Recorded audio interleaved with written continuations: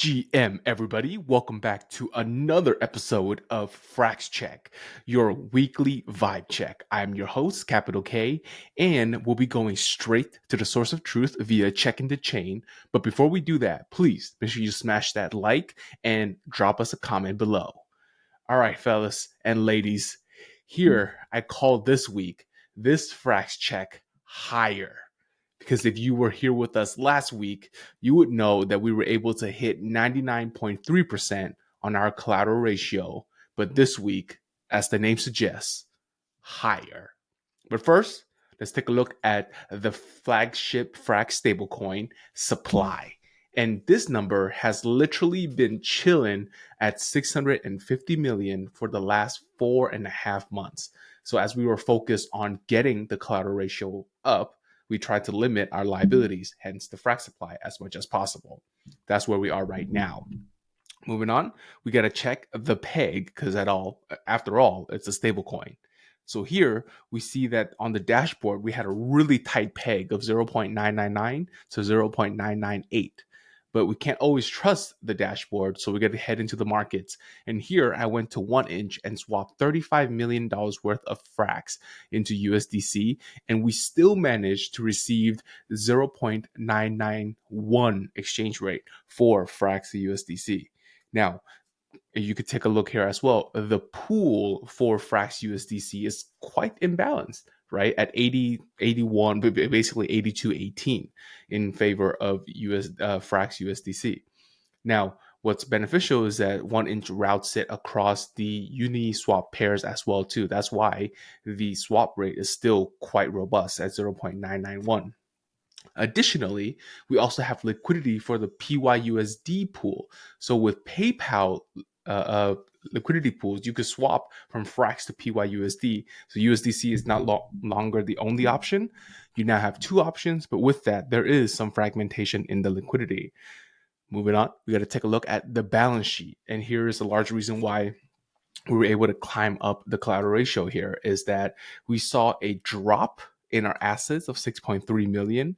However, we also saw a drop of 7.3 million in our liabilities. And if you net that out together, remember, assets equals liabilities plus equity. So that means it must balance out. And to get this balance, that meant that equity needed to increase by 1 million. And that's what we see here. And that largely was what drove our increase into 99.7% from 99.3. Now, for those who want to play along at home, you simply take your total number of assets minus your locked liquidity, which I'd coined the term treasury assets. That's what you have left. Then you divide that by the Frax supply that is in the balance sheet. And then you get the collateral ratio of 99.7%. Solid higher. Additionally, we also have the liquidity for the Frax stablecoin, right? You need liquidity as any stablecoin requires to live, to survive. And here we managed to basically come together across Frax BP, Frax 3CRV, and like I said, Frax PYUSD to get us about 190 million or so in terms of TVL. When you compare that to three pools, 179 million, we are obviously larger.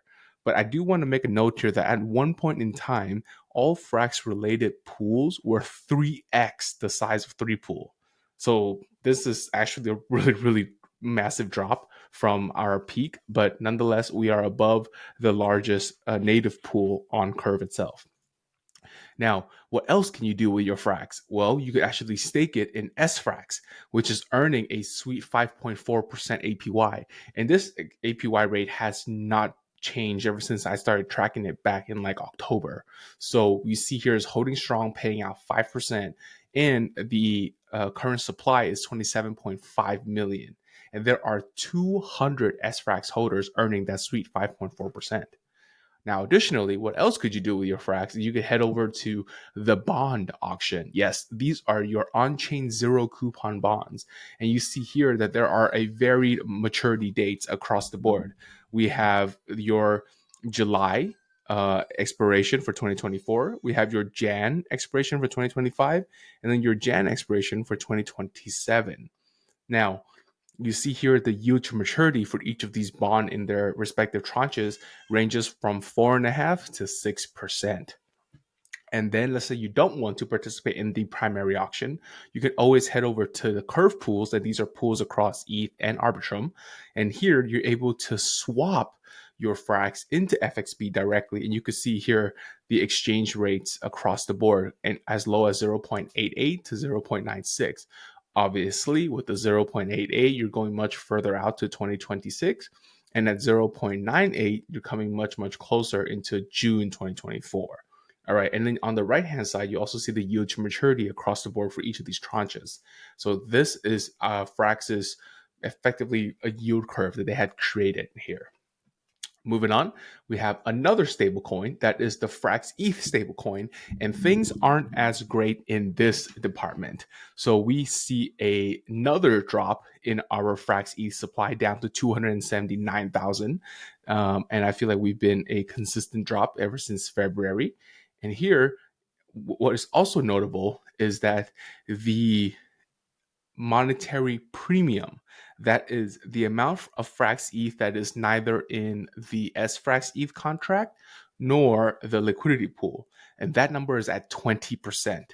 So what does that mean? This monetary premium of 20% means that all the Frax ETH and the Frax ETH liquidity providers across the board is earning a nice 20% bump or so on their yield, because, well, 20% of the supply is not participating in any of these yield generating activities.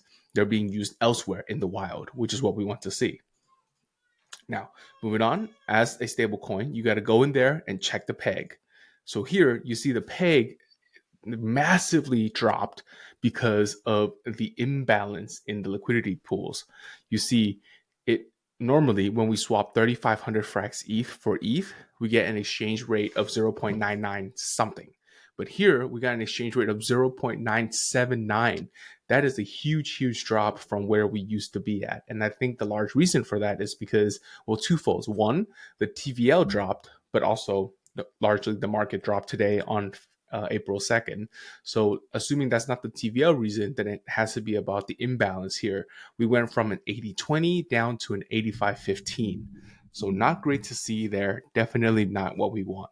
But there is a sliver of hope, and that is we still regard, despite of the drop in supply, we still managed to hold on to our rank, I guess, in the market share leaderboard.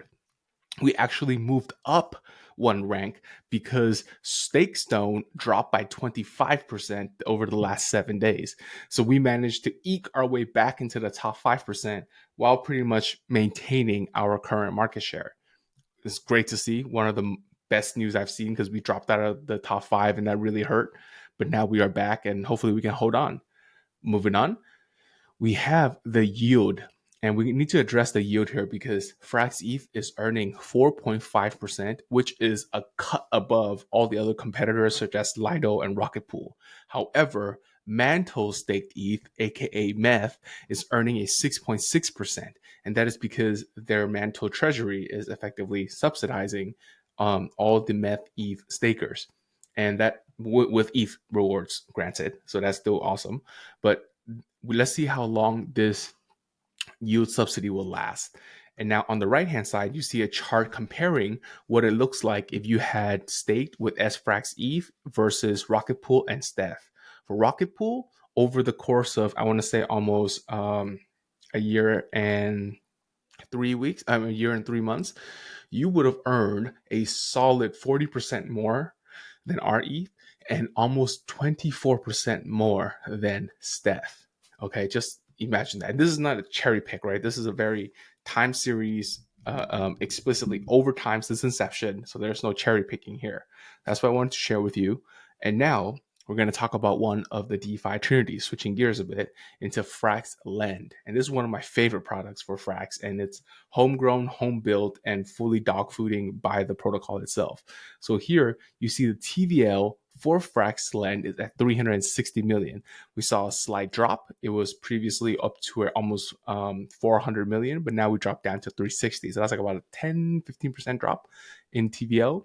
But what's also notable is that the borrowed value has simply coming down and decreasing over time. Now we only have about 88 million being borrowed. The utilization rate, though, is quite nice. We are still holding on to a solid 79% of the utilization rate. And that's what I like to see, between the high 70s and low 80s. So Fraxlend is doing its thing and just moving along. Lastly, we have the final leg of the DeFi Trinity, and that is the Frax Swap. This measly 70 million TVL DEX is able to process over 140 million in volume.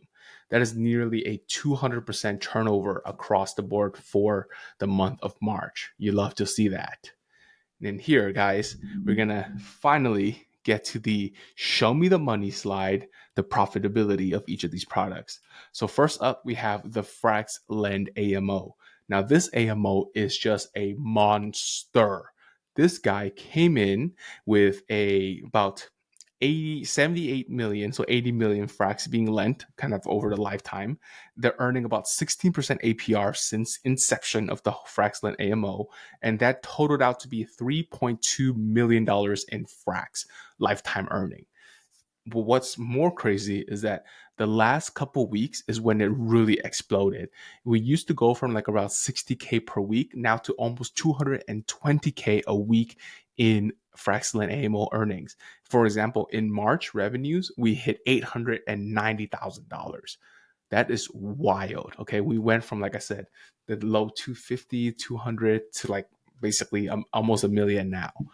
And what did get us over the hump to hit that 1 million number mark is, drum roll, the liquidations. Okay, you gotta, it's bittersweet, right? Because these are some of our friends and homies have that got licked, and that is just not something we want to see. We want everyone to stay safe and everyone to be safe. But here, the March revenue is at 122,000 across the board, and this is over, I think, about 22 liquidations since in March so far, and that led to us to 122K in liquidation fees, and this is total profit. Okay, so that means the protocol gets to fully pocket this 122K. All right, moving on, we have the Frax ETH revenues. And here, the way we calculate this is you take the average income of the ETH per day, which is 23. You take that, you multiply it by 365 because, it doesn't stop. And you get a number of 80, basically 8,400 ETH. You multiply that by 8% fee share because that's what Frax gets to keep. 4% for the validators, and that 4% goes into an insurance fund. But all in all, 8%. And that comes out to be 672 ETH. Divide that by 12 months, give you 56 ETH. And then you multiply that by the current ETH price, which gives us about 190K in revenue. And that is pretty solid because if you extrapolate that into a yearly run rate, you get about $2.4 million, give or take, maybe $2.2 million. And that is a pretty solid number for a product that is going to get even more adoption when Fractal really picks it up. But anyways, guys, that is all I have for you this week, and I will see you very soon. This is Capital K, and please make sure you smash that like and subscribe button and drop us a comment in the section below. We'd love to chat with you. Talk to you soon. Peace.